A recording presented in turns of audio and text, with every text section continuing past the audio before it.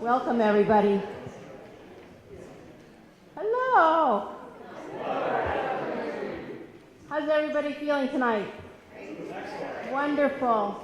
Well, you're at First Parish. This is a joint venture that we have here tonight between the Expresso Yourself Coffeehouse and the Worship and Music Committee of First Parish. We're very excited to bring back Regie Gibson to First Parish in Medfield, along with his new show, Shakespeare to Hip Hop, with Marlon, Carey, and the band. And yes.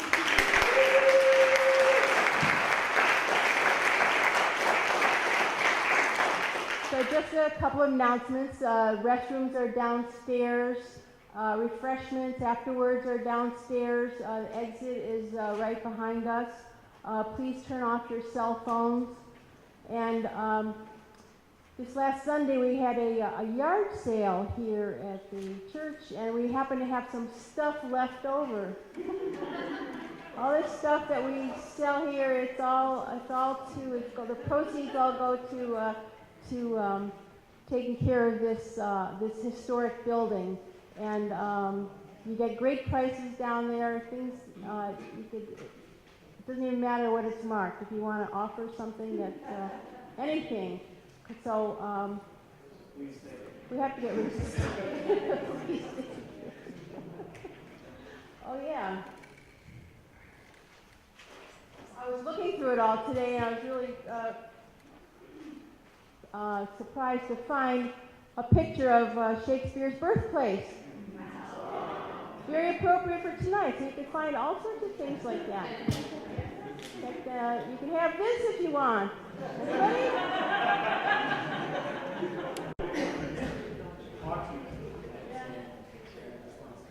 And I think that's all the announcements. So before our wonderful performers come on, they asked us to organize a little open mic, a Bard open mic. And so we have a few people that are going to participate in this. And the first one should be Michael Corthell.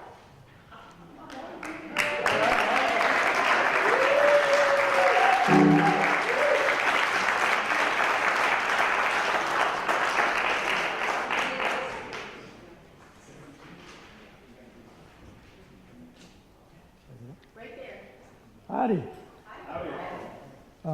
I'm Michael Corthell. You might know my beautiful wife, Mary. She's a member of the congregation. Okay. So when Thea asked me to do something tonight, I was kind of surprised that she knew that I like Shakespeare. And I imagine Mary probably told her about my thesis I did at Oxford a couple of years ago.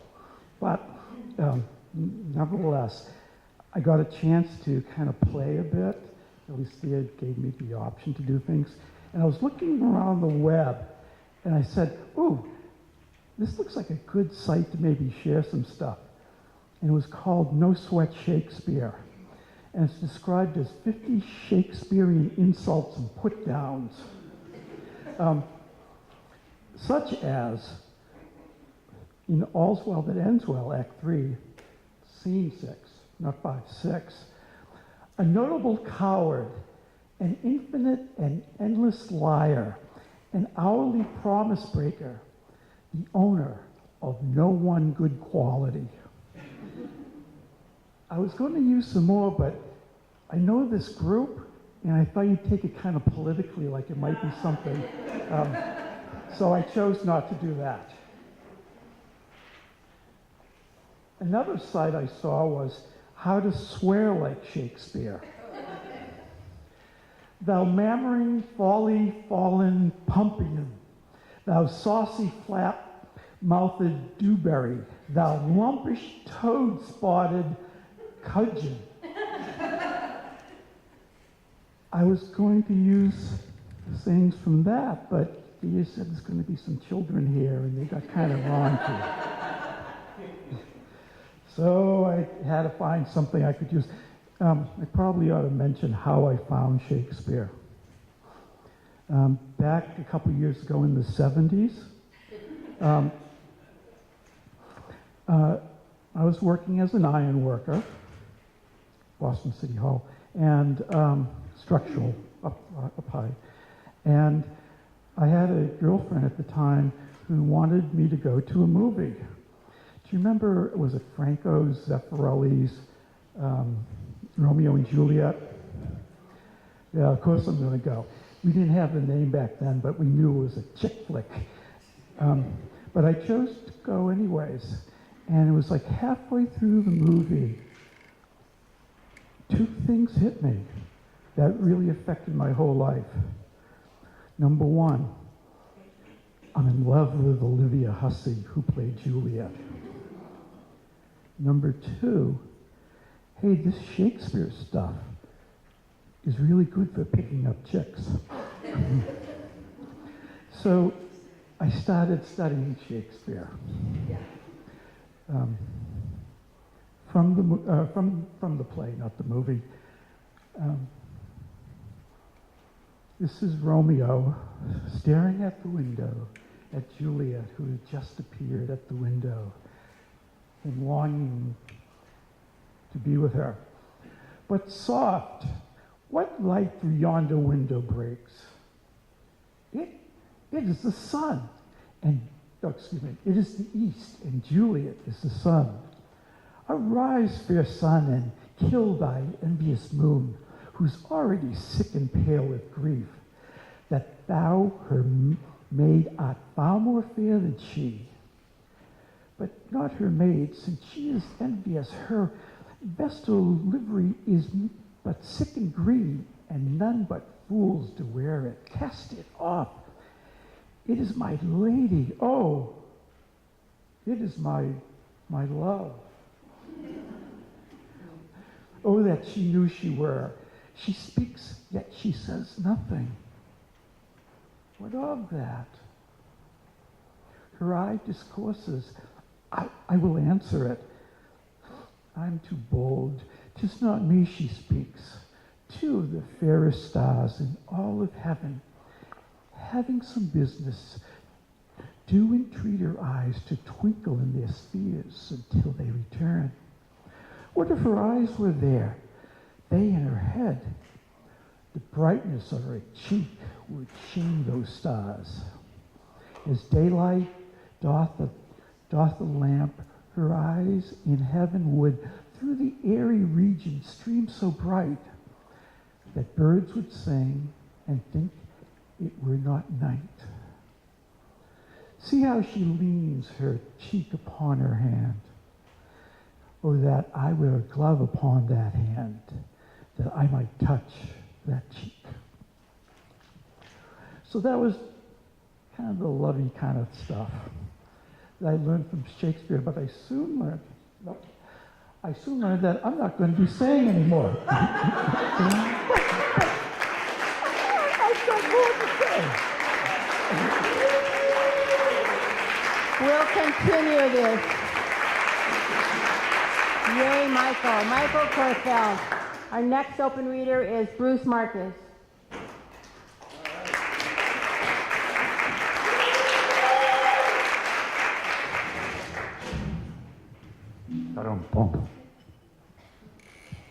All right. This has nothing to do with Shakespeare. Shirley said it would be okay. Okay. Thea didn't say it would be okay. I'll give you one Shakespeare quote, okay? And then I can say I was bardic, right? "'Tis the simplicity of man to hearken to the flesh." There you go. All right. Yeah, I see. Yeah, all right. I see some agreement there.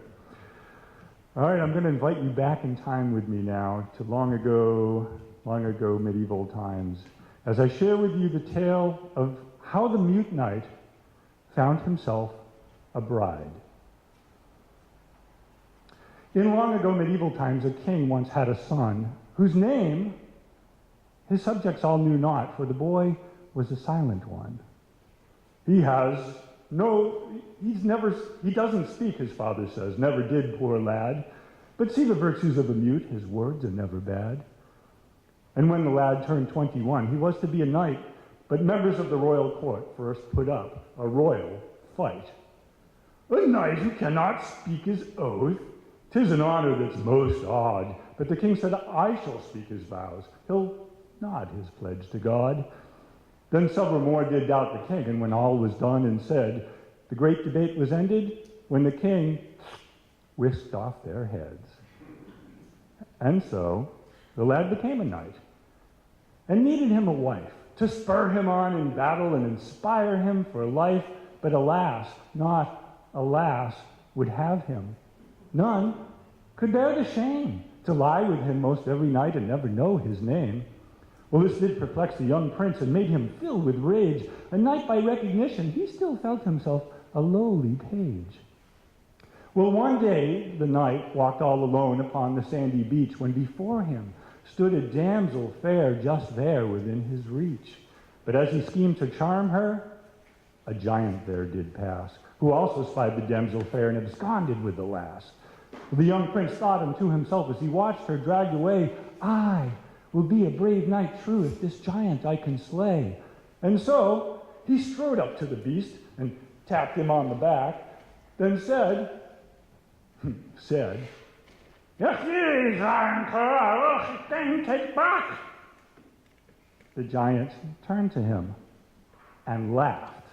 He pointed with his hand. He laughed so hard he doubled up. The dame dropped to the sand. The brave young prince, he drew his sword. He swung it then with ease. He cut the off-guard giant's neck. Its head rolled to the sea. But the battle was not over.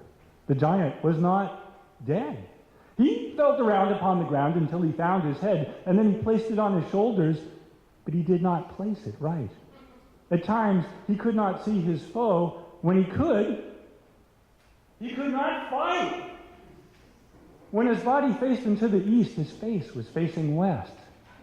The young prince took this as his gain in the nearing of his quest, and when the giant wasn't looking, he kneed him where it hurts. A moment hence, the beast limped off. And this the dame observed. The brave young prince, he looked upon the damsel fair and gay, unable to make overtures. He turned to walk away. "Well, what is this?" the lass said she. "Pay service to this dame. You've saved me from this churlish knave, yet I know not your name." He looked at her with abject gaze, his face so fine and young, and when that brave knight feigned to speak, she saw he had no tongue. "Oh, well, that is well," the lass said she. "Good still can come of this. I'll have thee just as any man. We just shall not French kiss." On hearing this, the brave knight's heart swelled for its good fortune, a damsel who could accept him and do all his talking for him. He followed her back home and found she was a lady true, with great riches, her own palace, and a wandering minstrel too. She said, "Why don't you stay a week, or two, or all your life?" He nodded that he would, and then he took her for his wife. It was thus the mute knight valiant wed the Duchess of Devonshire, who loved that knight with all her might, though her subjects thought it queer. They lived in bliss for scores of years. They lived in right at the end. Oh, this is the danger of rhyme, let me tell you, okay? They lived in bliss for scores of years, held...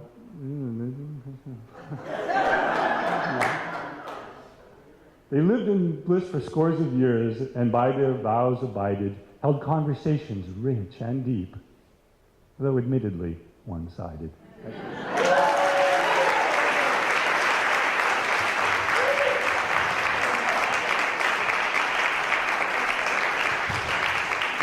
To make it all the way to the last line and not remember it. Oh, that's happened to me before, but you did well. Our next open reader is Fritz Fleischman. Good to see you. So, when Pia asked me to participate in the open mic, I said, what do you want me to do? And she said, well, you can read a sonnet or something. And I said, oh, I didn't say, I thought, oh God, no, I can't do that. I have a handicap. I'm an English teacher. Yes, really. With an accent like this, what would I do, right? This is the winter of our discontent. Well, in any event, I'm an English teacher and I have afflicted generations of students with Shakespeare, so I'm not going to recite any sonnet. So I thought, what could I do? And I remembered all the bad Shakespeare jokes from my years, from my time as an undergraduate in England, of this kind. So in the first week in my dorm, I asked a fellow English major, do you like Shakespeare? And with a very straight face he said, nah, I prefer lager. It took me a while to get that. So anyway, so I thought, how about finding a few Shakespeare jokes? So I went and Googled Shakespeare jokes, and lo and behold, there is a lot of them on the internet. And they fall into 3 categories. So the first category are verbal jokes. They're all terrible. Shakespeare walks into a bar. The barkeep says, you can't come in here. Why not? You are barred. Or the... Awful, I know. Knock, knock. Oberon. Over on this side of the river, you might catch some fish. Knock, knock.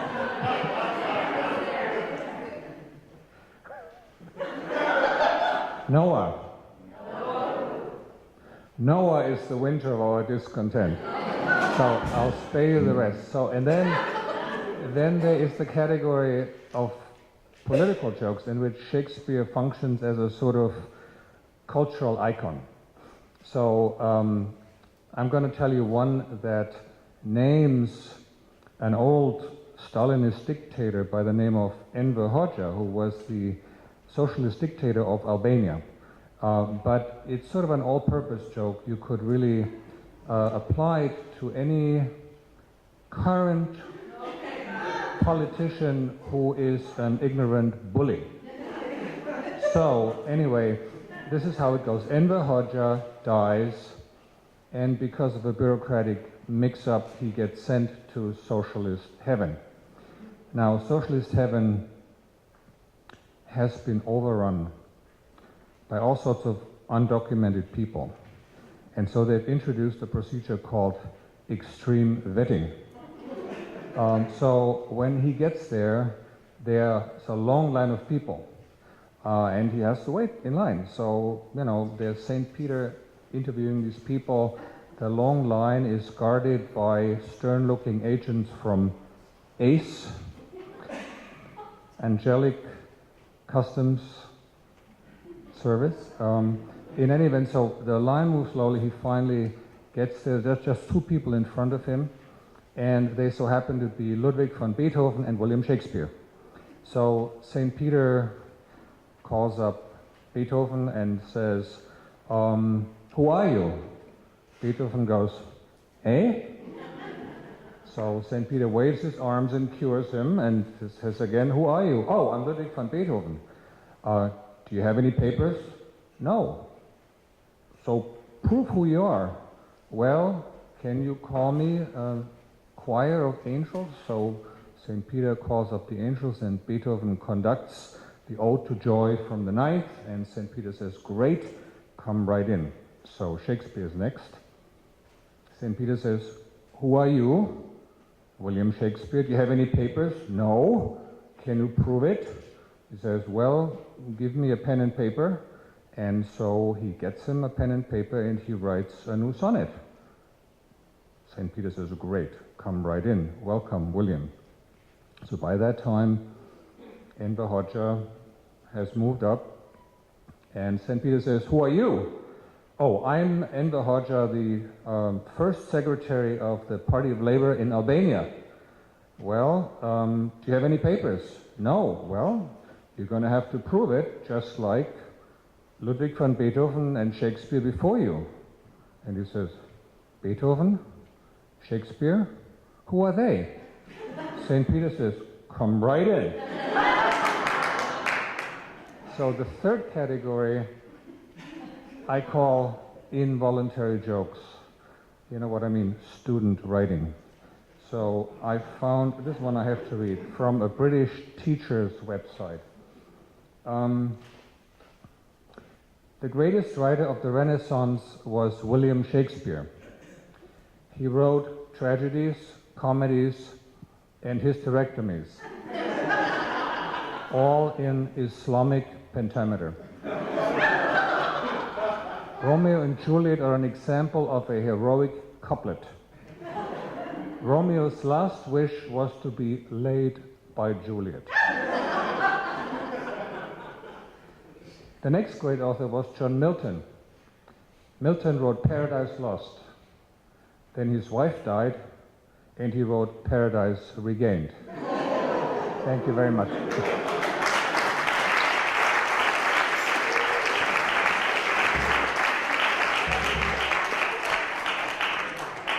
Our next open reader is Lucinda Davis. Yes.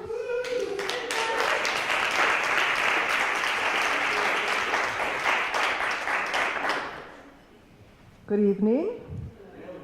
I'm going to read a sonnet, and you'll probably go, what? What did she just read about? So it's about time and the ravages of time and mortality, because, you know, I'm aging and I need to face that kind of thing, so this helps me. Since brass, nor stone, nor earth, nor boundless sea, but sad mortality o'ersways their power, how with this rage shall beauty hold a plea, whose action is no stronger than a flower? Oh, how shall summer's honey breath hold out against wrackful siege of battering days, when rocks impregnable are not so stout, nor gates of steel so strong, but time decays? Oh, fearful meditation! Where, alack, shall time's best jewel from time's chest lie hid? Or what strong hand can hold his swift foot back? Or who his spoil of beauty can forbid? Oh, none, unless this miracle have might, that in black ink my love still shine bright.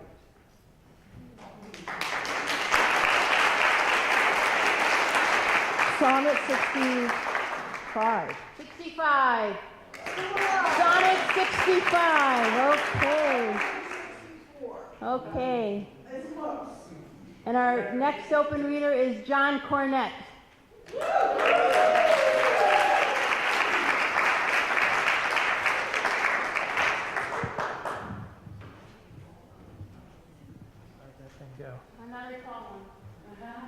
Okay, this is Sonnet 138.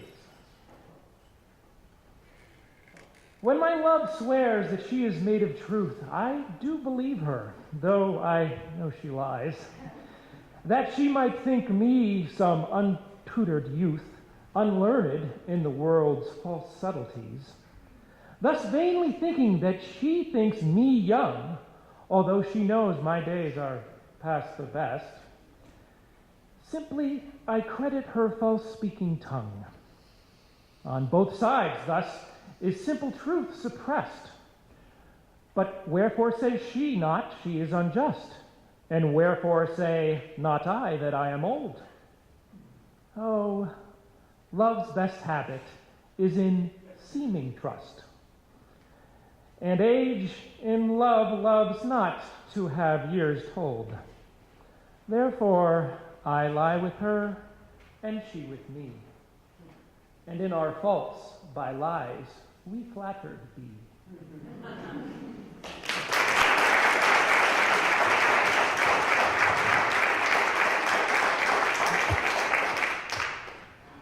So, people that come to Expresso know that I always end the open mic, and so I have a little story to tell. There's something that not everybody here knows about me. I collect odd people. If you're my friend, then you're odd.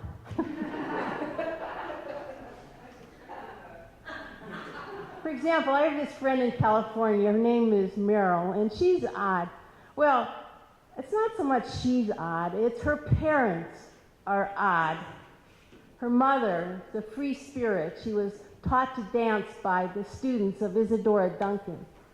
And she has this ceiling to floor bookcases filled with books from Greece, Greek, and Latin. And when she died, I inherited all of these books, including also her Etruscan paintings. And Meryl's father, Stanley, he's odd. He memorized every single one of Shakespeare's 154 sonnets.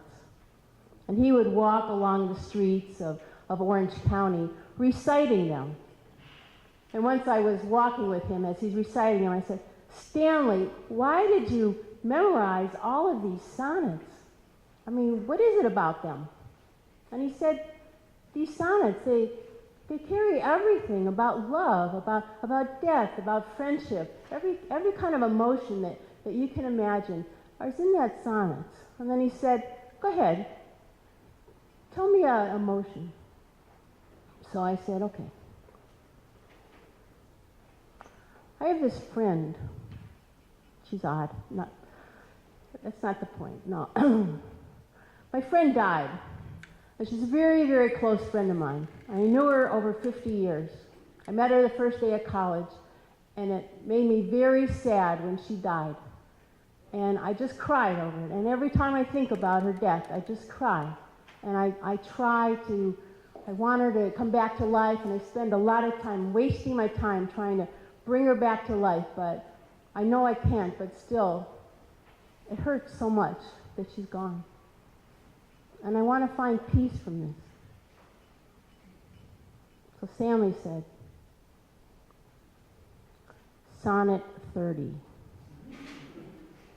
And then he started to recite. When in the sessions of sweet, silent thought, I summon up remembrances of things past. I sigh the lack of many a thing I sought, and with old woes, new wail my dear time's waste. Then can I drown an eye unused to flow for friends, for precious friend hid from death's dateless night, and weep afresh love's long since canceled woe, and moan the expense of many a vanished sight. Then can I grieve at grievances foregone, and heavily from woe to woe tell all the strange, the sad account of fore bemoan moan, which I knew pay as if not paid before. I stopped him. I said, okay, Stanley, you got it, Stanley. Shakespeare's got my pain in there, but what about the peace? How am I going to find peace from this? And Stanley said, just think about someone you love now, and you'll write the ending to the sonnet yourself.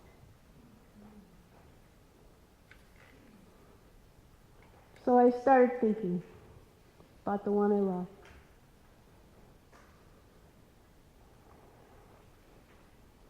And if the while I think of thee, dear friend, all losses are restored and sorrows end. Thank you.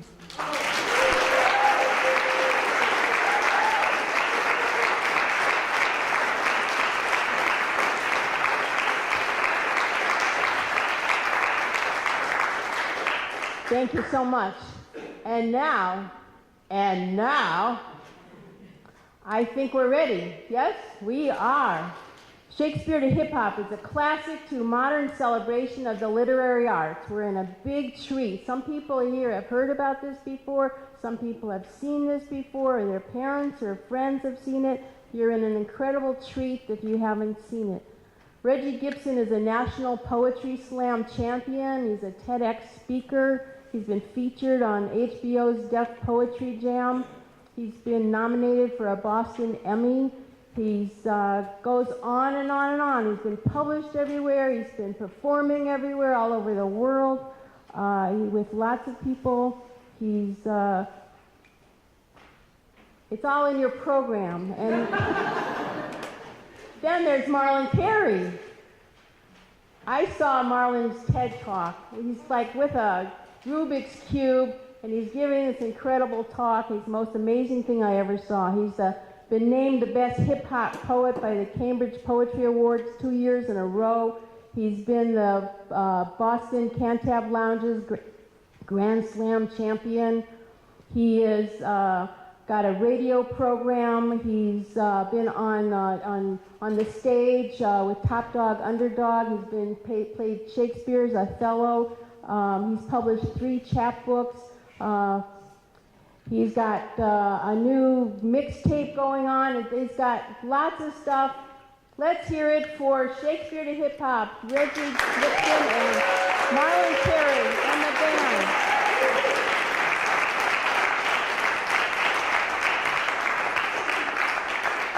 Believe it or not, I kind of get those who thought Shakespeare irrelevant. I mean, you hear that Renaissance English, and it can make you a tad squeamish. Hesitate, reticent to engage with the gent. Then you try to read him and you just cannot proceed any sense. But if you start to dig in his plays and his poetry, you might see what he saw and how he knows about humanity. And then you might dig, whether on page, stage, or screen, in almost each stanza and well-crafted scene, he makes language sing. So I give you this list of my favorite Shakespearean things.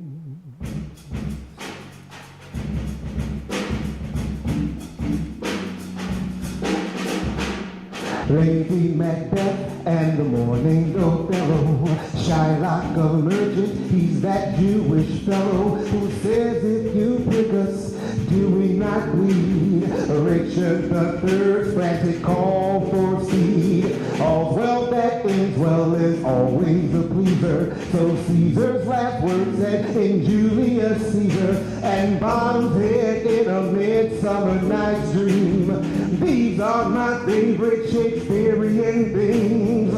When I'm tired, uninspired, and my soul needs wings, I open myself to Shakespeare's plays and poems and then listen to English swing.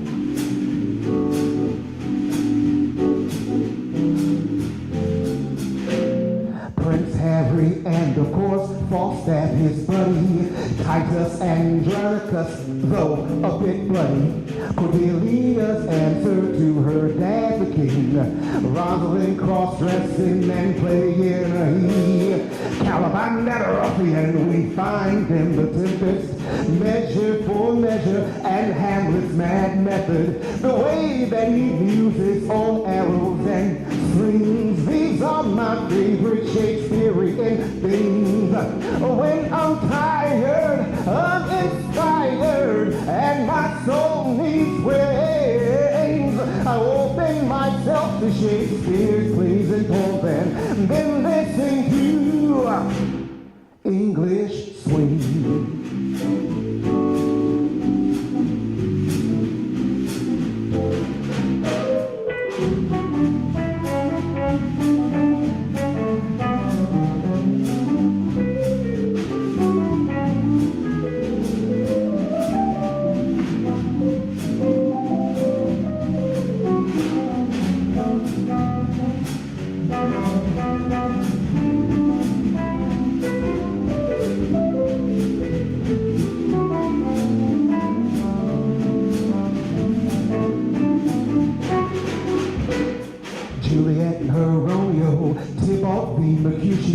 The sword fights inside it between Capulets and Montagues. Sonnet 130 and Sonnet 18. Plus all the pleasures his longer poems bring.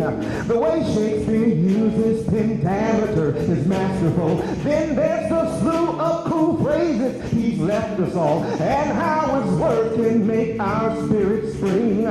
These are a few of my best Shakespearean things. When I'm tired, uninspired, and my soul needs wings, I open myself to Shakespeare's plays and poems, and then I listen to English way.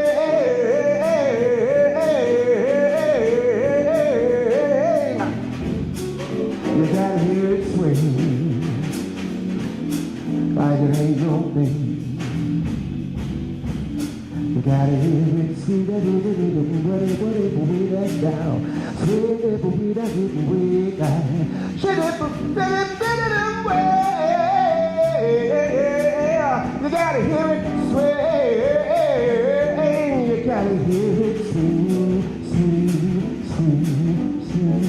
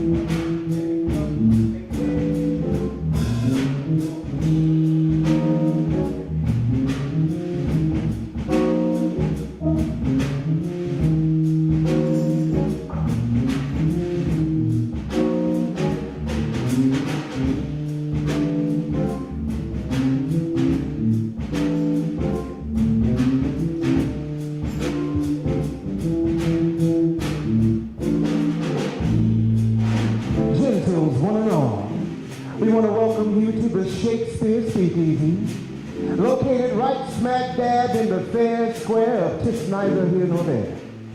In fact, this is just a hip, dip, and a trip through time. So sit back, relax, and give us your mind for just a wee bit. We are Shakespeare Hip Hop, the bars of the beat drop, here to kick it to you with lyrics and slick literary whatnots.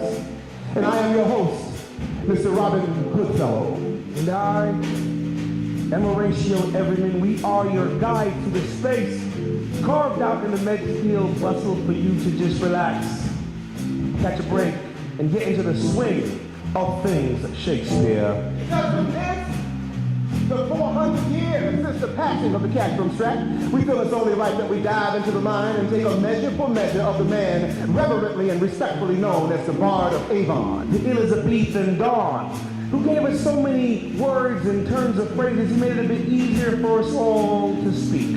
Even if it is true, as his friend and rival Ben Jonson said, he had little Latin and even less Greek.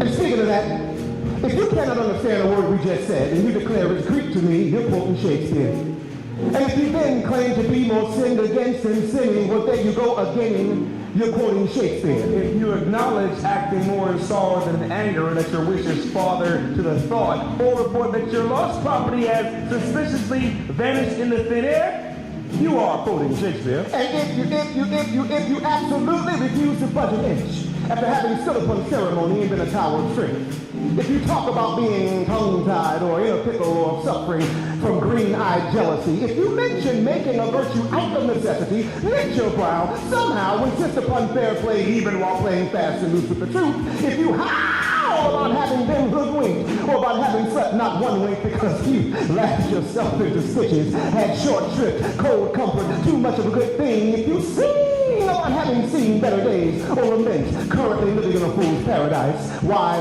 be that as it may, the more fool you, for it is a foregone conclusion that you are, as good luck would have it, quoting Shakespeare? If you say it's early days and you decide to clear out bag and baggage, if you say it's high time, and that is the long and short of it. If you explain that the game is up and the truth will out, even if it involves your own flesh and blood, and so advise that one should lie low to the crack of doom because you suspect foul play, and say that one should not have one's teeth set on edge without rhyme or reason, then to give the devil his due, if the truth were known, for surely you have a tongue in your head, you are quoting Shakespeare. Even if you were to bid me good riddance and send me packing, and tell everyone you know that you wish I were dead as a doornail, or that you think I am an eyesore, a laughing stock, a stony-hearted villain, a bloody-minded, blinking idiot, well then, by Jove, oh Lord, tut, but you know, what? Dickens, for it is all one to me, for goodness sake, but you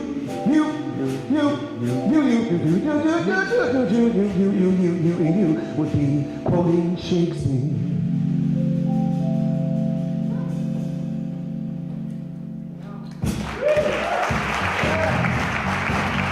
And the thing about Shakespeare is that we have actually more quotes from his literature than we have verifiable facts about his life. See, in the 52 years that Mr. Shakespeare walked this planet from 1564 to 1616, well, he had no access to a smartphone, which meant that he could not then access the then non-existent internet, which means he also could not go on and update his status every 15 minutes. And this is why history records nothing of what Mr. Shakespeare might have had on the side with this mutton. Everything that was important was written down by hand. That meant a lot of information got left out and a lot of information got written down wrongly. And when you have missing information and wrong information, you're going to get speculation. And when you get speculation, you are going to get controversy. Was he really born on April 23? Man, we don't even know that. Controversy. Why he only go to school until age 15? That seems pretty short. Controversy. When and how did he meet his future wife, Anne Hathaway? Oh, is she really older than him? Controversy. And why does their marriage license have her name spelled Waterley? Clerical error? Controversy. From 1585 to 1591. That's about close to 7 years. No one's really sure when Shakespeare had gone. It's like the brother just up and disappeared. But there are some clues to what he might have done. Yes, listen here. William Shakespeare, we know he had 3 kids by the time he was 21 or so. Susanna, Hamlet, and Judith, right? William Shakespeare, he must have been traveling, writing, acting, learning how plays go. How else could he know? William Shakespeare. You see, by 1592, we know that he was in London town. Called him Upstart Crow. William Shakespeare. And he had written things that were starting to get him renowned. Like The Taming of the Shrew. William Shakespeare. But did he pen the poems, the sonnets, and the plays? Yeah, that is what people wonder about. Many don't believe he could have writ that way. A lot of haters with a lot of doubt. Given that he'd never gone to university. Oh, what a bunch of snobs. Controversy. Was he a Catholic, Protestant, or even atheist? Don't ask, don't tell. Controversy. Did he have to hide what he was because of politics? Yep. Controversy. Why is it that we have 0 books or letters in his hand? What's up with that? Controversy. Maybe he's a mystery that we just will never understand. Maybe so. Controversy. Why is it that a man of such literary fame, That's right, published in over 80 languages, whose words lit the world like a literary flame, he said many of his phrases and didn't even know they were his, seem to be so confused about how to spell his name? Yeah, 6 different ways.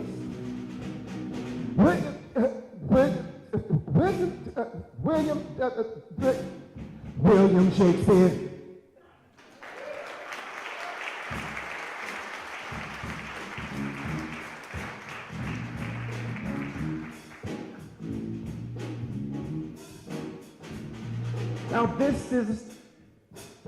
Now this is the story all about how one man turned the whole world upside down. And if you'd like to hear it, just sit right there. I'll tell you all about the beginning of the great William Shakespeare.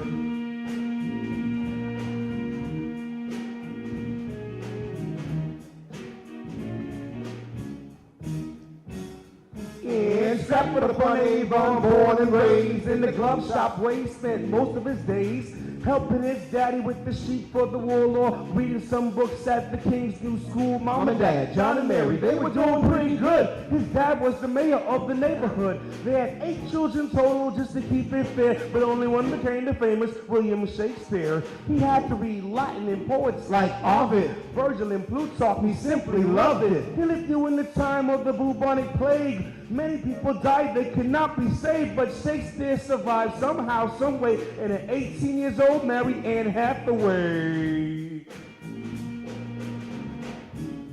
Anne was 8 years older, that's to be for sure. Man, I guess Shakespeare must have been really mature. They had one child, Susanna, then they had 2 more, Hamlet and Judith, and they weren't exactly poor, but things got hard for his pops, the ex-mayor, of his family's plight. Shakespeare was aware, probably talked with his wife about it late in the night. Maybe he read her a new poem and she said, Yo, that's tight. You should go to London and get your words on the scene. Wait till they see the way you drop a hot 14. I'm really happy, baby, to be on your scene, and I'ma chase it down here while you go chase that dream. Some say he said Sarah was probably a sailor. I think that he was trying not to be a failure. If he walked, it would have taken 4 days to get there. Off to London, Mr. William Shakespeare.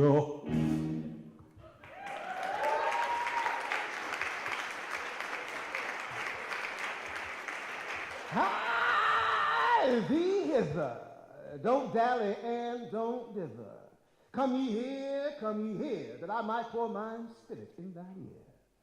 See, round here, you better be quick to get hip to the happenings, the tricks, the trades, and the traps within this city. See, this ain't no place for the innocent to face, no, sir. Tain't no hood in which no babe from no woods should be. So you good peeps want to see the London of the bard, huh? Well, I certainly hope you are made of strong stuff and you have sterner stuff in you and that you're not too Catholic. And if you are, don't do that.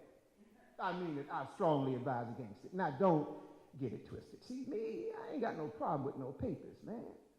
Some of my best friends and clients dig on some Eucharist, you understand? But Queen E, oh, baby, whoa. She ain't having it, yo, just like her daddy, King Henry the Ocho.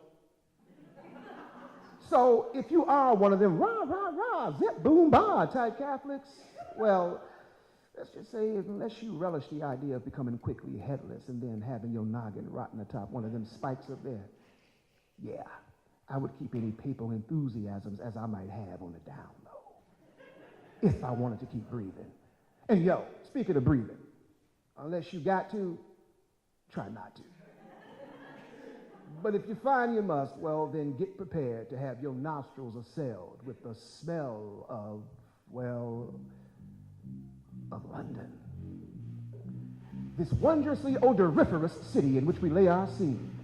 Well, I wouldn't touch anything because hardly anything's clean. I mean, London is bad food and badder breath. Peeps who reek of weeks of old body sweat. Animal droppings, the sloppings that slop out of chamber pots. London is slime-slick streets thick with God knows what. As a matter of fact, if one were of a poetically inclined mind, one might very well opine that this entire metropolis is little more than a foul and pestilent congregation of vapors. That's pretty good. Man, no pen, no paper. Anyway, what do you expect when you get 200,000 people squeezed into the space of 1 square mile? Well, I'll tell you, you get plague. A disease that'll kill you whether you be man, woman, or child, and does so by the thousands every year. And still, people keep on coming here. And why not? I mean, even though this zip code might well leave you corpse cold, London is hot.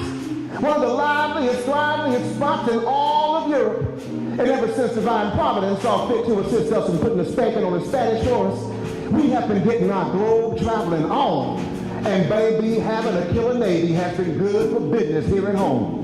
So come along, let's go for a walk about so you can see and I can talk about my city. London is factories and dockyards, breweries and stockyards, liveries and print shops, bakeries and food marts. London is grammar schools and guild halls, law courts and drink halls, hospitals, and of course, y'all, over there looms the Cathedral of St. Paul. And that ain't all. I mean, if you are with a lick of wit and wherewithal and prefer a bit of oyster over cloister, London is thine oyster. For London is brick and basket, wig and glass makers, innkeepers, fishmongers, cake and bread bakers.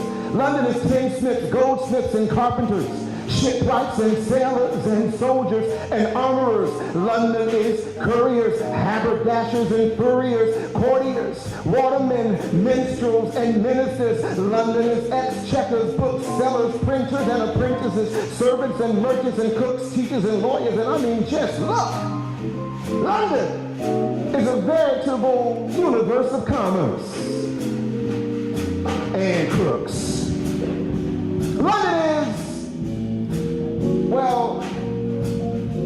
London is, you know what? Maybe I should whisper this. London is coney catchers and cut purses, cutthroats and thuggery, pilferers and pickpockets all plotting their skullduggery. London is raggabrash, nash gabs and mump spouts, mumble crusty fusty lugs who always have their hands out. London is bully boys, brigands and buffoons. London is ruthlessly filled with toothlessly goons. London is hijinks and naughty bawdy eye winks, chancing to chip, clip or crib your pocket full of chinks. So don't you blink, cause whether you are denizen, immigrant or citizen, someone wants to relieve you, friend, of the burden of that coin and maybe even of living. And if he be a stranger seeking fortune, pleasure or danger, while this is the sick day you wish to be visiting. So take to listening to me. Keep thine wits about thee. Take heed and take note, cause this town is a gas and a laugh and a half. But she is no joke.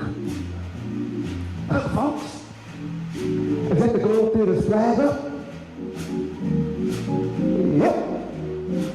That's a sure sign they putting on a new play today. Okay. This ought to get the crowd riled up. So what do you say? You up? Solid. Let's hop on this boat and row this boat across the River Thames to Bankside, one of the red light districts. This one, known as Southern. Welcome to London, baby. Welcome to London. Welcome to London. Welcome to London.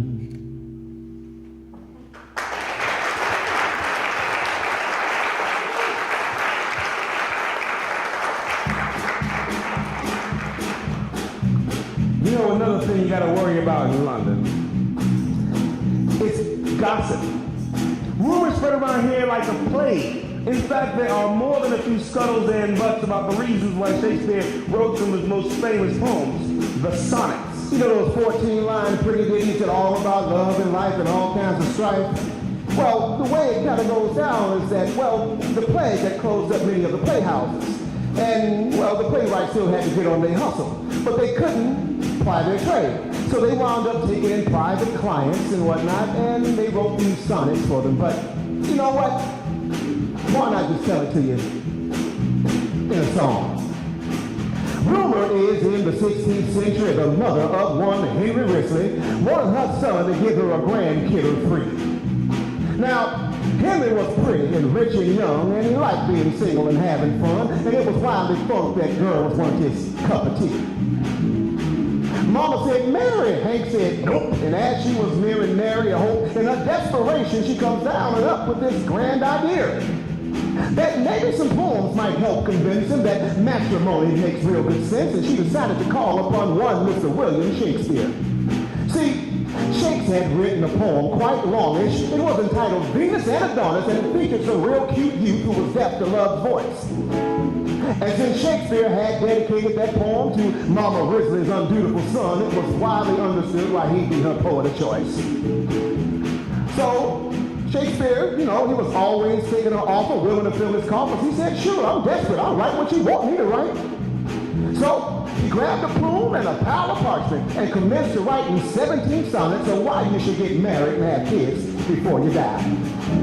So get married and have kids before you die.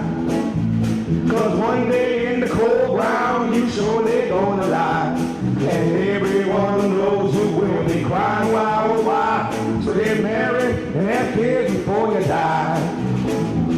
Now writing them sonnets must have felt good, 'cause he wrote many more than he thought he would. 154, that's why he's the bard. And Shakespeare penned some powerful rhymes, some ever vernal and eternal lines, some so fine they're gonna wind up in Hallmark cards. Now Shakespeare and Henry grew a mite closer. Rumors say they even might have loved each other, but did any of them poems change Henry's mind? Well, Henry did get a wife and kids, but he took Shakespeare's mistress before he did. But that's a whole other song, y'all, for a whole other time. Now, just like it was with Henry Risley, we find right now in the 21st century that young folks who could say I do is saying I don't. They'd rather hook up and kind of chat. And I'm not implying anything's wrong with that, but I'm just trying to let y'all know what your parents want. See, they want you to do just as they've done. That is, go get hitched and spawn some young, and do so in that order, if you wouldn't mind. So to all you youngish women and men, take the advice Shakes gave his friends. Get married and have kids before you die. Get married and have kids before you die. Yeah. 'Cause one day in the cold ground you surely gonna lie. And everyone knows you will be crying, why, oh why. So get married and have kids before you die. It's high time you started dating, got hitched and procreating, found someone who's worth loving, then put a bun in that oven, put a pea in that pod, cultivate some kitty crops, get married and have kids before you die. Tell that mug you see in the mirror that your death is getting nearer. So brother, sister, maybe you should think about making another you. Como se dice, time to get in a family way. Get married and have kids before you die. And now kids can be expensive and really time intensive, can make you feel afflicted as if hit with a sickness. And your choices are restricted because most of them ain't gifted and they can be really wicked. I mean really, really wicked. A little sick and twisted and more than a bit sadistic. But please be masochistic and take a chance and risk it. Get married and have kids. I said, get married and have some kids. Oh, you know, you got to get married and have kids. One more time, big finish, y'all. Get married and have kids before you die.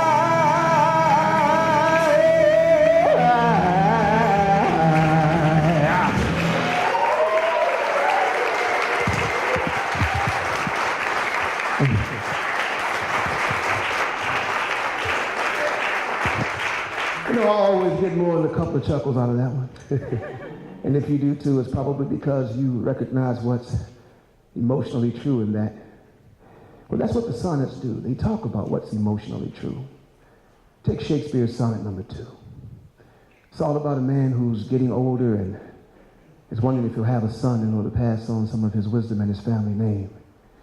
Shakespeare probably never got the chance to really pass on too many bon mots to his boy Hamlet, because Hamlet died mysteriously at the age of 11.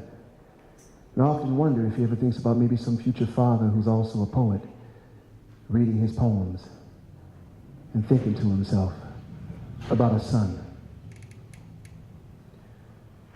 When 40 winters have besieged thy brow, and dug deep trenches in thy beauty's field, thy youth's proud livery so gazed on now will be a tattered weed of small worth held.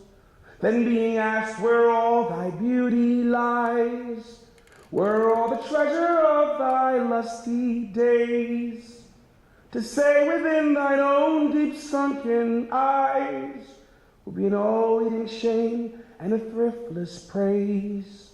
How much more praise deserve thy beauty's use, if thou could answer this fair child of mine, shall sum my count and make my old excuse, proving his beauty by succession thine. This were to be new made when thou art old, to see thy blood warm when thou feels it cold.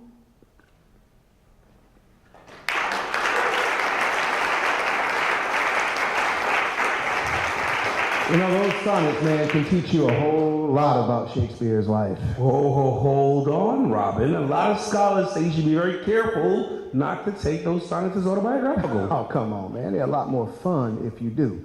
Especially those ones about unrequited love. Y'all know what that is, right? That's when you love somebody and they don't love you back. Mm-hmm. Well, apparently there's a whole bunch of songs about Shakespeare getting kicked to the curb by some cutie pie he was really into. So she was Dark Lady the dark. What? Y'all never heard of it? Well, let me be the first to scatter a little chit-chat and chatter on this most salacious of matters. Now, Shakespeare wrote about 26 sonnets, other to a woman he considered less than honest, because when it came to love, yeah, she was a little shady. He didn't give her name, so she's called the Dark Lady. She's called this because of the way that Shakespeare described her. He said that the hairs on her head were black wires. He also said her skin was the color of dun, which meant that she was dark with eyes nothing like the sun. It seemed she was cool, not snooty or snotty, the kind of woman who could have fun in a party. She loved to write words. She hated to be bored and reportedly could really rock a harpsichord. And yo, Shakespeare dug her, thought a lot of her, because as one day steps into another, the brother couldn't get the Dark Lady out of his mind. Problem.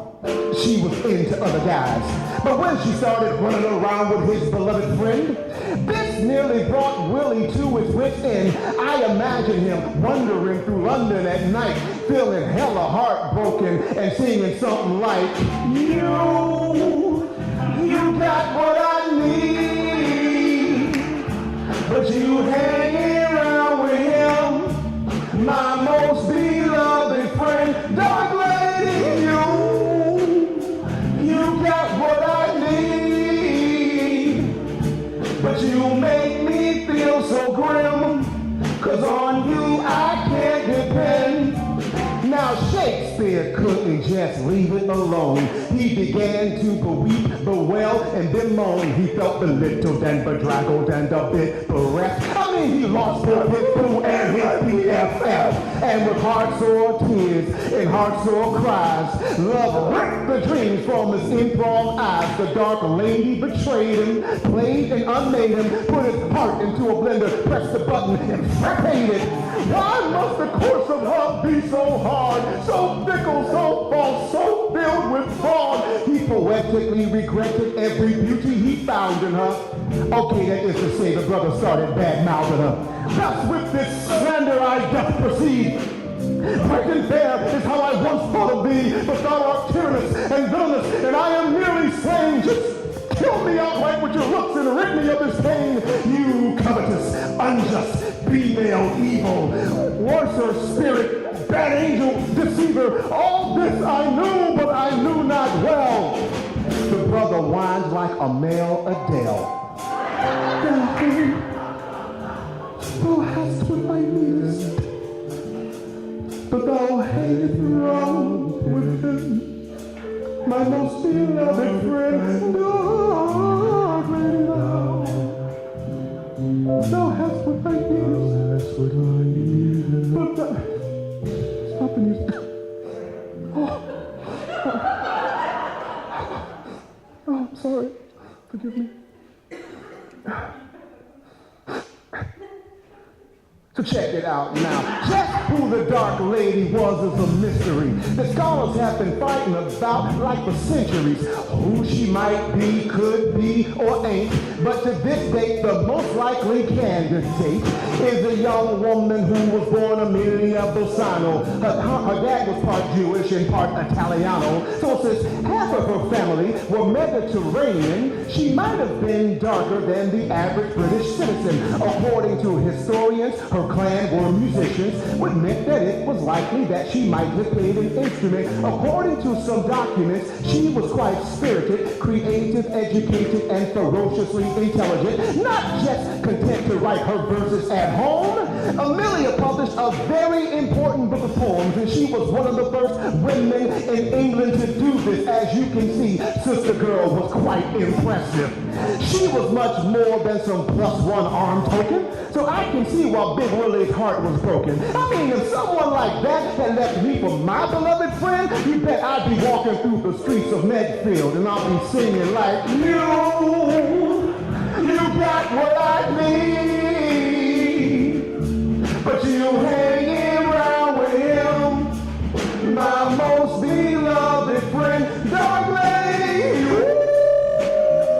you got what I need, but you make me feel so grim, 'cause on you I can't depend, dark lady, you got what I need, but you hanging around with him, my most beloved friend, dark lady, you got what I need, yeah, you got what I need, but you make me feel so grim, but on you I can't depend.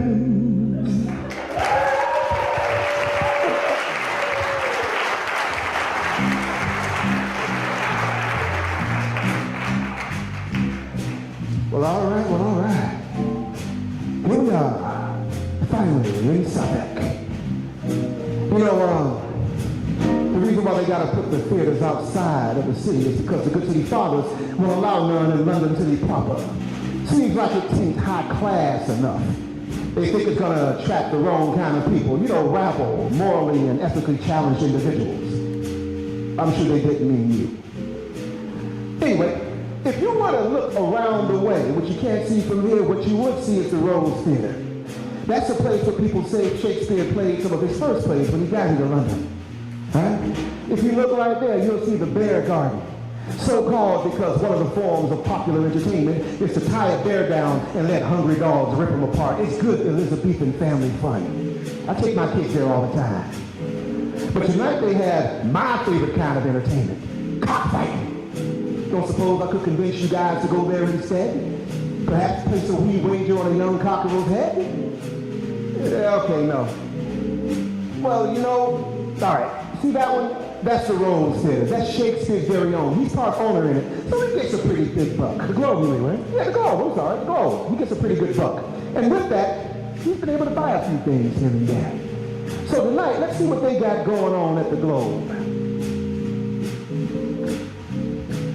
You know, being an Elizabethan, I can't read all so well. So maybe you can help me. You got those nice glasses. Could you tell me what that said?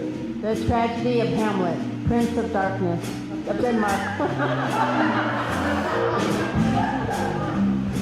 The Tragedy of Hamlet, Prince of Denmark. Shh. I think it's about to start.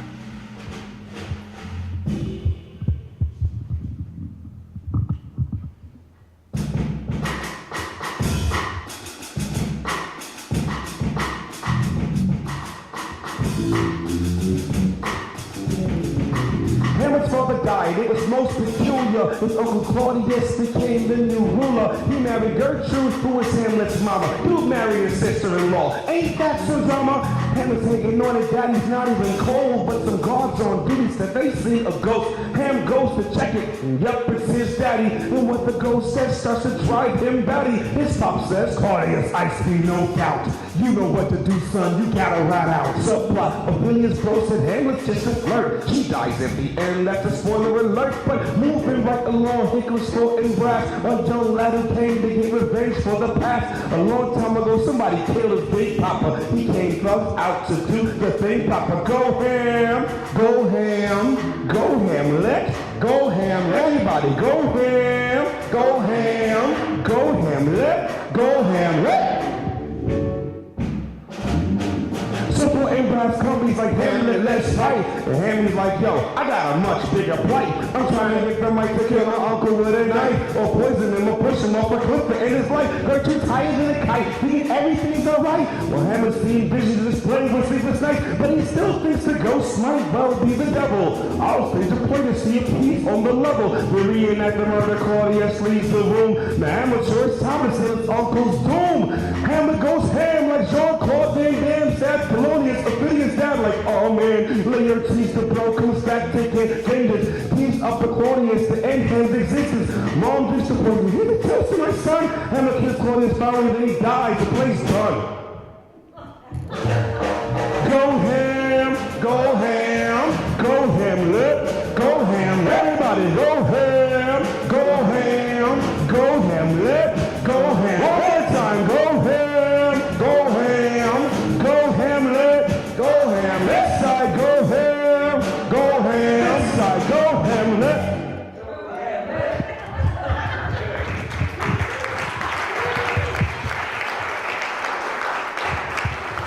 You know, that's the thing about Hamlet, right? The tragedies, right? It's one of the most famous ones. It's because in all of the tragedies, all the main characters, they go through hard times. Basically what they get is the blues, right? And so, since there was no way to take care of it at the time, they sank into these deep depressions and they drank a lot. And you know, it's already tough walking on this planet, but when you've got somebody messing with your head, it can really be even tougher. Let's see what happens to Othello, one of the two black characters that Shakespeare wrote about, right? Othello is this real honorable cat, and he gets married to this white girl named Desdemona. Now, Othello's black, she's white. Othello comes up the hard way, she's an aristocrat. Othello's a Muslim, she's a Christian. Othello's older, she's younger. So they already got a bunch of stuff going after them, right? I mean, after all, you know, a black and white interracial, interreligious relationship in 16th century, 15th century Venice has some problems. I mean, this ain't 21st century Cambridge we're talking about. And like I said, it's even tougher when you got some sneaky, underhanded BFF going behind your back, figuring out how many knives he can put in it, right? And so, get this. When Iago, who was his BFF, gets Othello to believe that his wife is doing him dog dirty with his best boy, Cassio, who he promoted over Iago, when Othello was almost to the point of murderous rage, he goes to him and he says, beware, my lord, of jealousy. It's the green-eyed monster that mocks the meat that it feeds on. Y'all believe that? He goes, beware, my lord, of jealousy. It's the green-eyed monster that mocks the meat that it feeds on. That it feeds on.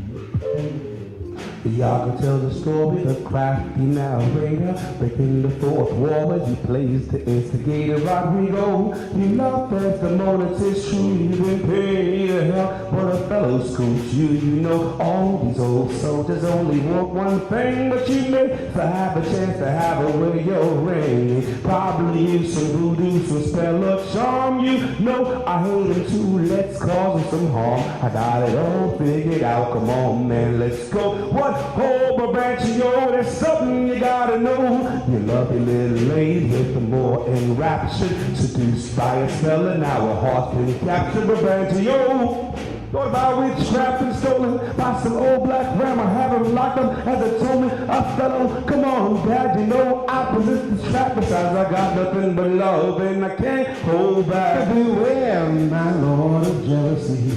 It's a green-eyed monster that mocks the meat that it feeds on. that it feeds on. You got to beware, my Lord, of jealousy. It's a green-eyed monster that mocks the meat that it feeds on. That it feeds on. In comes Desdemona, white skin like snow. She says, I really love him, Papa, please, please let him go. It wasn't witchcraft, is his mind strong as a muscle in those tales of war. Dad, please don't knock his hustle. Just then the call comes, turns for head for Cyprus. We need our brave General Othello to come fight this death. He's like, me too, I'll come in with you, my love. Waves a handkerchief, Othello, symbol of his true love. On the way there's a storm, ships crash, change plans. While they wait, Desdemona and Cassio hold hands, who's Cassio? Othello's lieutenant, he's really innocent, but Iago so the minute he tell his wife Amelia to go steal the handkerchief so he can give it to Cassio to make Othello feel this, and then he gets Cassio and Rodrigo into a fight. Othello kills Desdemona after putting out the light. Beware, my Lord, of jealousy. It's the green-eyed monster that mocks the meat that it feeds on. That it feeds on. You know, you gotta beware, my the Lord of jealousy. It's the green-eyed monster that mocks the meat that it feeds on. That it feeds on. Then Amelia picks up the story when she connects the dots. She confesses to her role in her husband's sordid plot. Gave him the item like a noose to help him tighten the knot. But Desdemona in a tight spot in the pine box.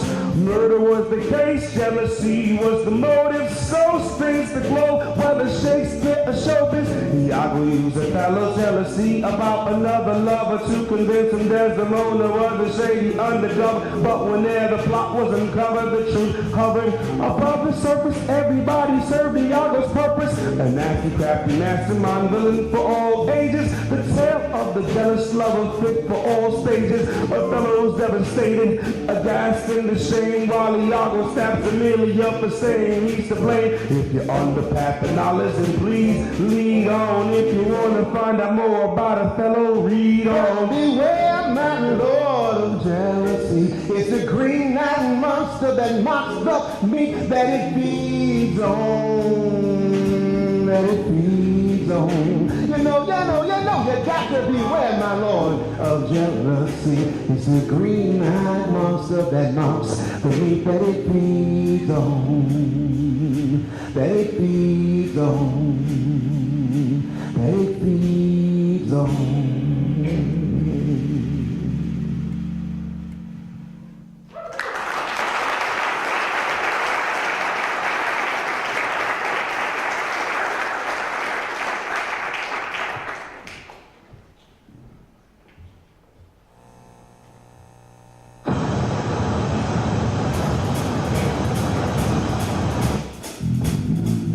Our plaintiffs are Shakespeare's most well-known characters.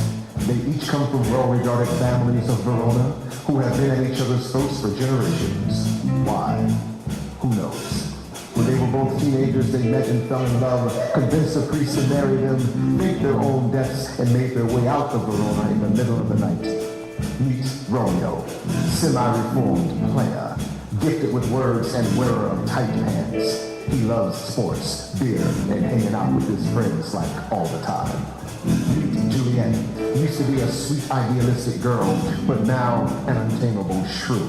She spends her days pining over an ex-boyfriend and complaining rightly about everything Romeo does.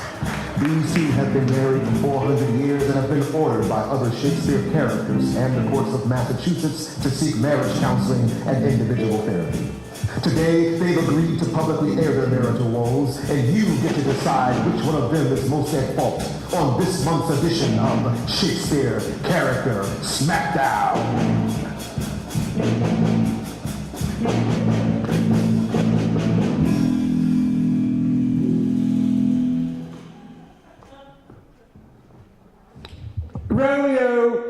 Romeo, how I love thee, Romeo, with that I could purge myself of my internal imbroglio. Romeo is a four-letter word that does not begin with the letter L. Romeo is a sleep potion. Romeo is a spell. I detested that name while we spoke of roses, but I loved the fool behind it and followed him as Moses into bedlam and boredom and a brackish marriage. Albatross around his neck, disrespected and disparaged. You, Barbary horse with your wanton persona, you lack even the modicum of that virtue known as honor. You have ensnared me with your sweet words, perfumed and wafting from a censer. The smoke screen on our love scene could not be any denser. He's jealous and unkind, possessive and unrefined.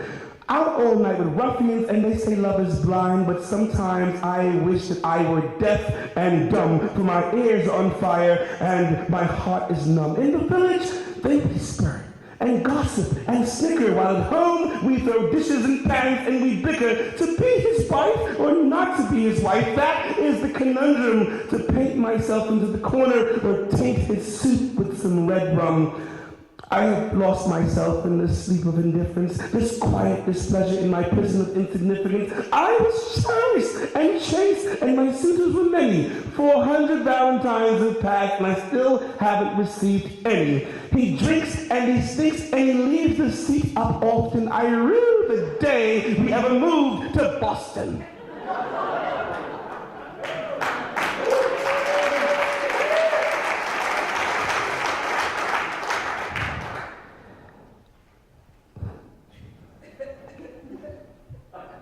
You see, Doc, that's what I'm talking about. Always whining and complaining, that's why I leave the house. This maiden is high maintenance. Of that there is no doubt. What?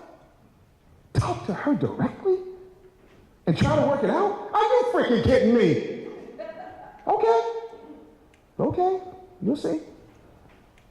Jules, sometimes I feel like you talk about a brother like I'm not real, or like I'm a this, that, and the other.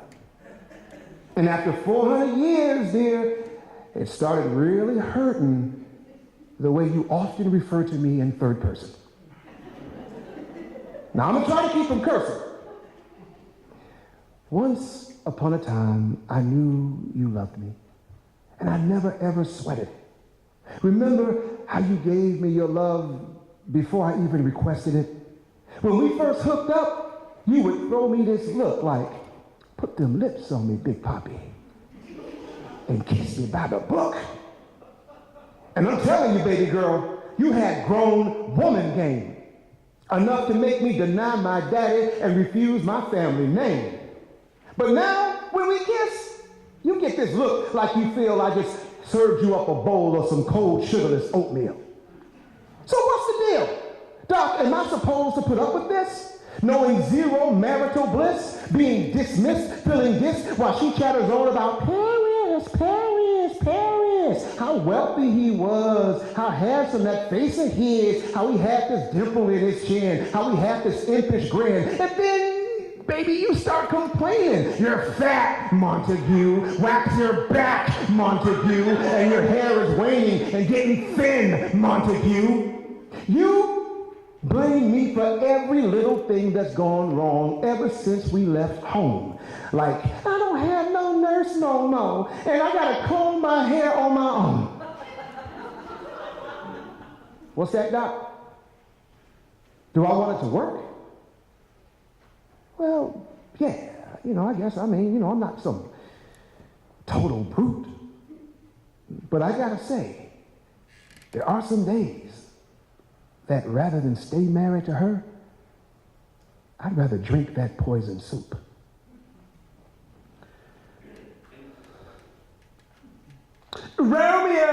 Romeo. I detest that name of Romeo. This is the 12th night we've met here to discuss this detestable Malvolio. His entire portfolio consists of Rosalines being pinched behind privacy signs. His wicked design makes us misaligned. And oh, how dare he speak of not cursing. He is an animal, that Romeo. That's why I speak of him in third person. And he killed my cousin. The whole town was buzzing. I thought this was the finest of loves, and I see that it truly wasn't.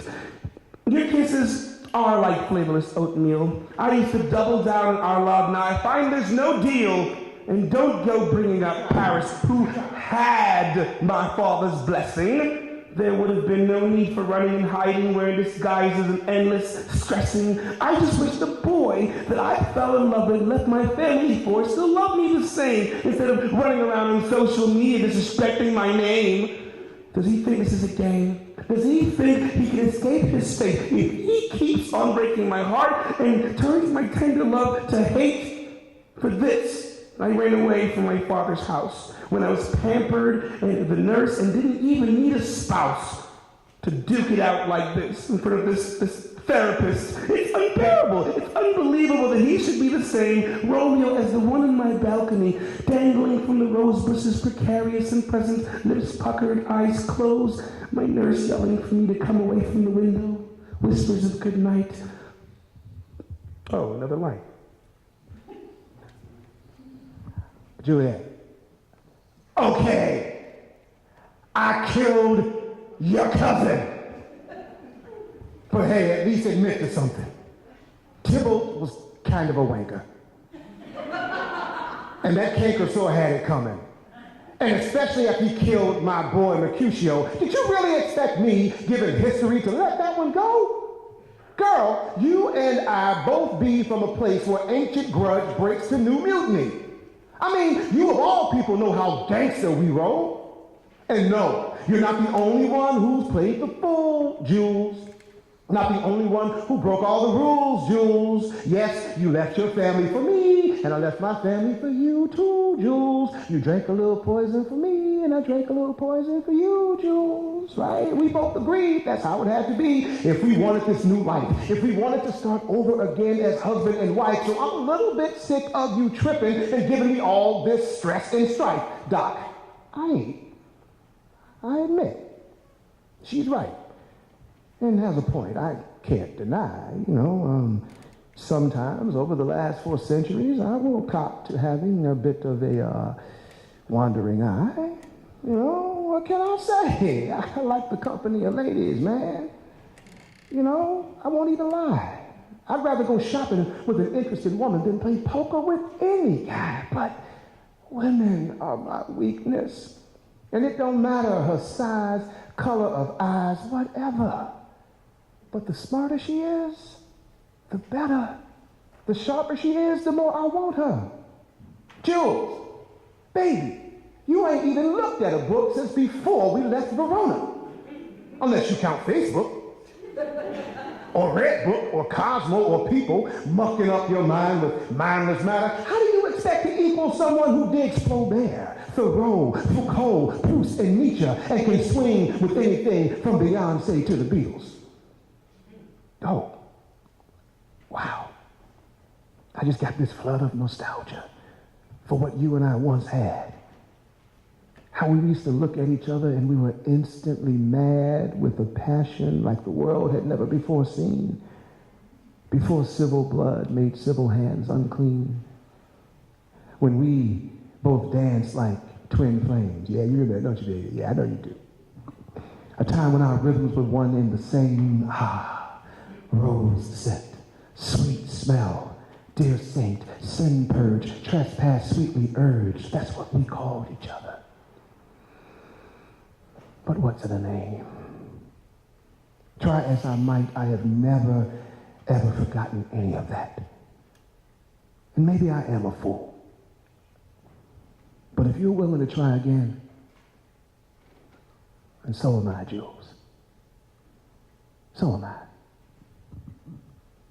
Baby, come back. Any kind of fool could see there was something and everything about you. Come on, baby. You know you like that. Baby, come back. Ooh, you can blame it all on me. I was wrong, and I just can't live without you.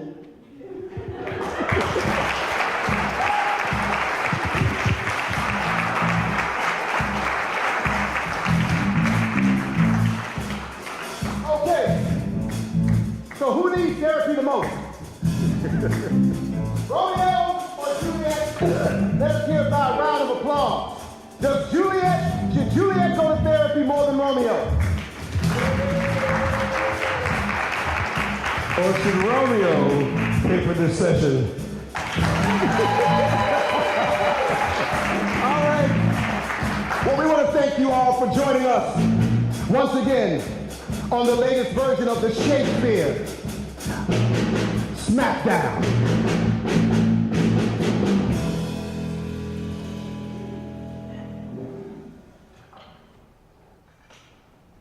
And now, before we give our last offering, we want to give you guys one last thing.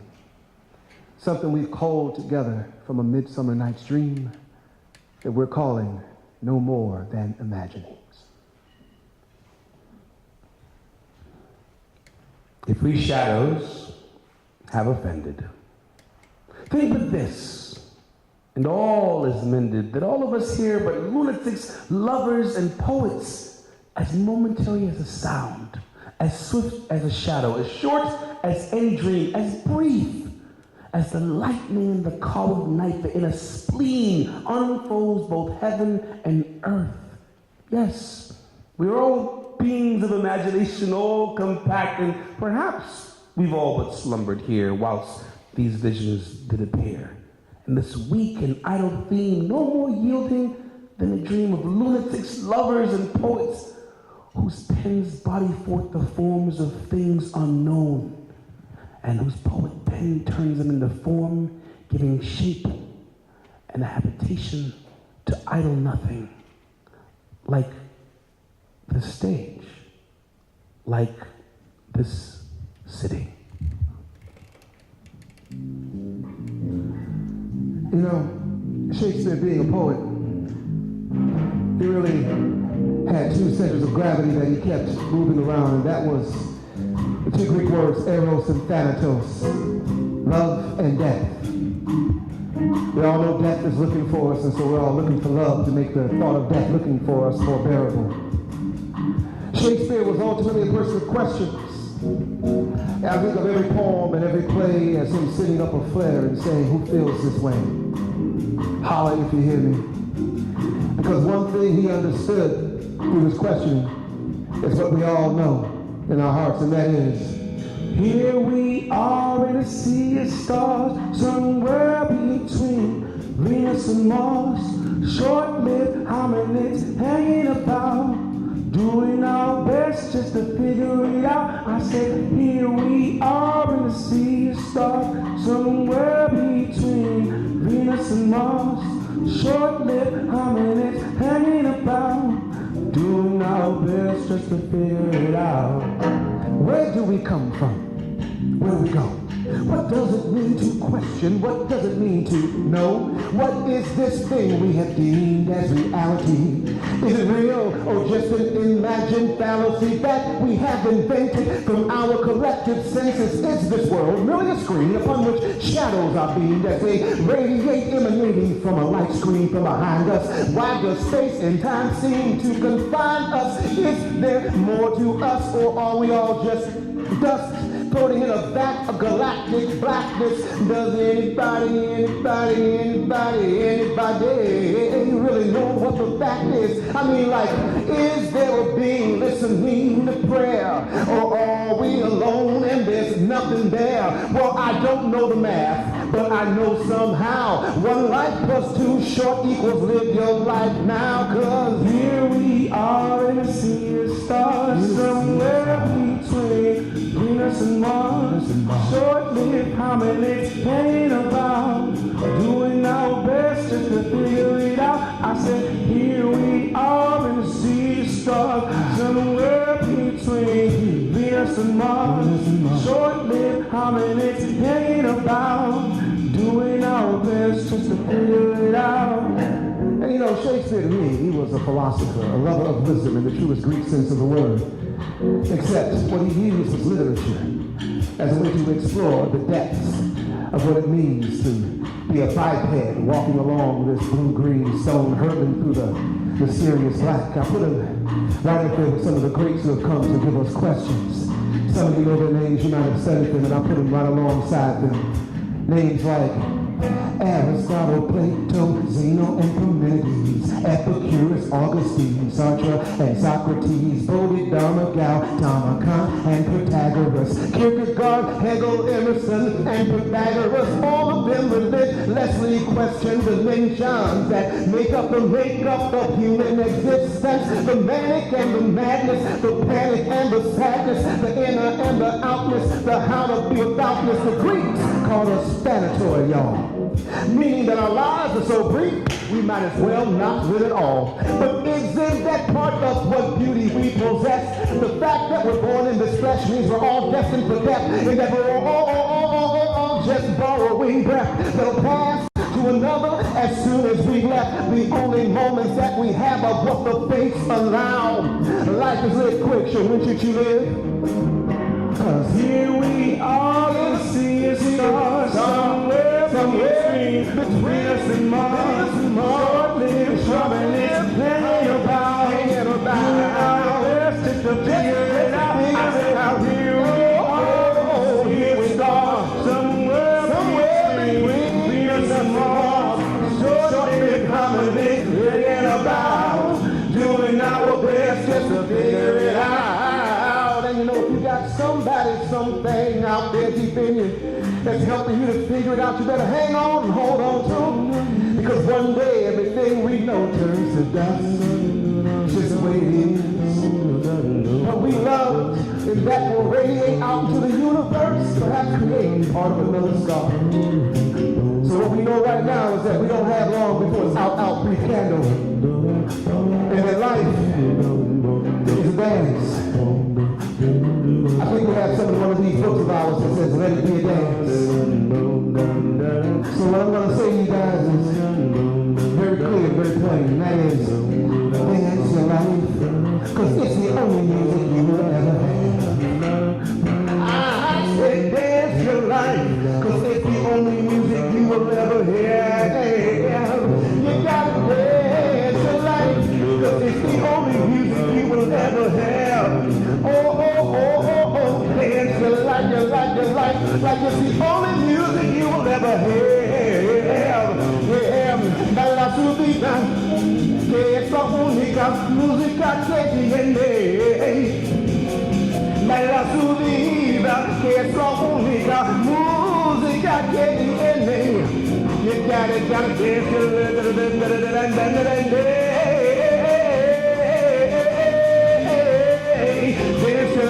life, because it's the only music you will ever have. Because here we are. Ladies and gentlemen, I want to introduce you to the people who have been taking this hit trip with us in time. The players all the way over here to the left. Could you guys please show some love for bearded wonder number one on keys, and hopefully he'll take a little bit of a solo. Please give it up to Mr. Graham English.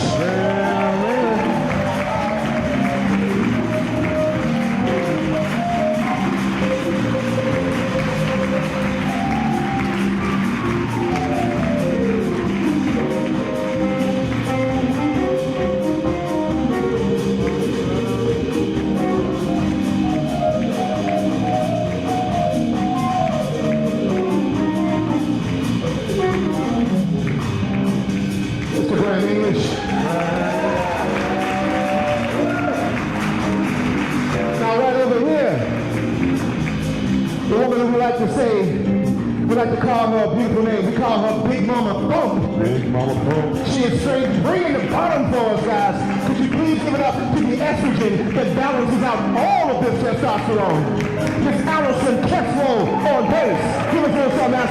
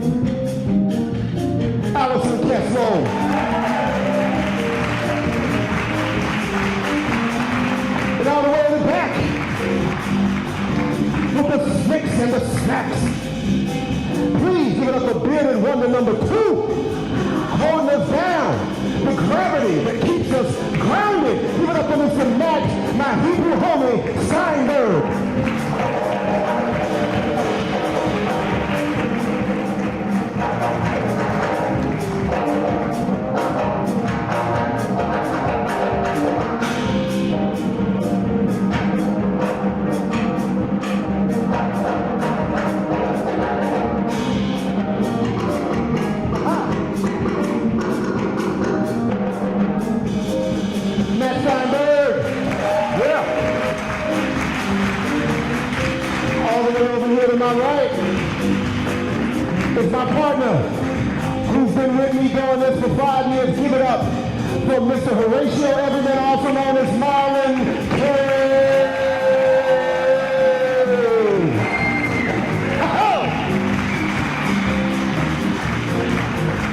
And over here on my left, my big brother, for a very, very, very long time. I'm really proud to have him in my life. Really glad we can just be together, go around, share the knowledge. Please give it up nice and loud for Mr. Robert Hood fellow himself, Regie Gibson. Hey! Here we are in a sea of stars, somewhere between Venus and Mars. Short-lived holidays hanging about, doing our best just to figure it out. I said, here we are in a sea of stars, somewhere between Venus and Mars. Short-lived holidays hanging about, doing our best just to figure it out. Get it! Get it cool! Woo! Get it five! They can't count. 3, 5. Here we are in the sea of stars, somewhere between Venus and Mars. Short-lived holidays hanging around, doing our best just to figure it out. Thank you guys for being a part of this, for being a part of life, and for waking up this morning. Thanks for having us. Thanks to Thea and Becca and who else got us here? Who else? Just raise your hands. Raise your hands. Thank you for bringing us out. I will see some of you on Sunday. I'll be preaching here. Thank you again. Remember to live your life and dance your life. It's the only music you will ever have. Let's take them out on 14. One for every line of a Shakespearean sonnet.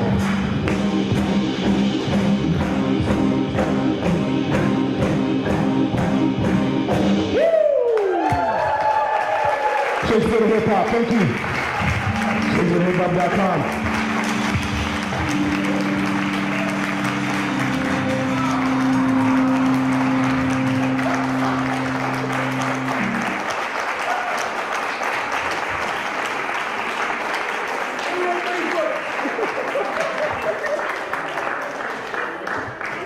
Thank you guys. Thank you. Thank you everybody. We have refreshments downstairs. We want to thank Medfield TV. We want to thank for filming this. We want to thank Starbucks. They gave us the coffee downstairs. So please join us downstairs and check out the yard sale. And what? And come to Expresso yourself Coffeehouse on April 29th. And thank you again, Regie and Marlon and Van. Thank you. Thank you for having me.